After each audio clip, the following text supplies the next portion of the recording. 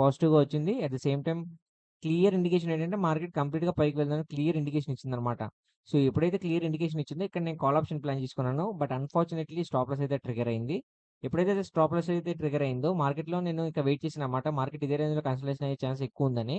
ఎందుకంటే మార్కెట్‌లో రైజ్ అయితే ఇక్కడే రైజ్ అవ్వాలనమాట. ఇక్కడ రైజ్ అవ్వలేదంటే మార్కెట్ కన్సల్టేషన్ అవుతుందని ఎక్స్‌పెక్ట్ చేశాను. అదేవిధంగా మార్కెట్ ఒక 1 ½ వరకు మార్కెట్ అయితే ఒకే రేంజ్‌లో కన్సల్టేషన్ అయితే జరిగింది. కన్సల్టేషన్ ఎప్పుడైతే బిగ్ బ్రేక్‌ఔట్ వచ్చిందో మార్కెట్‌లో నాకు ఒక సైన్ కనిపించిందనమాట.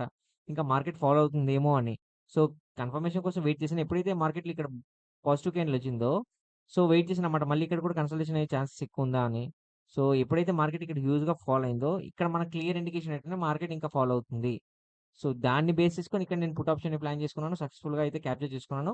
ఇక్కడ నేను కౌచుకున్న స్ట్రాటజీ యూజ్ చేశాను ఫ్రెండ్స్. కౌచుకున్న స్ట్రాటజీ ఎలా యూజ్ చేశానంటే మీకు అది కూడా క్లియర్‌గా ఎక్స్‌ప్లెయిన్ చేస్తాను.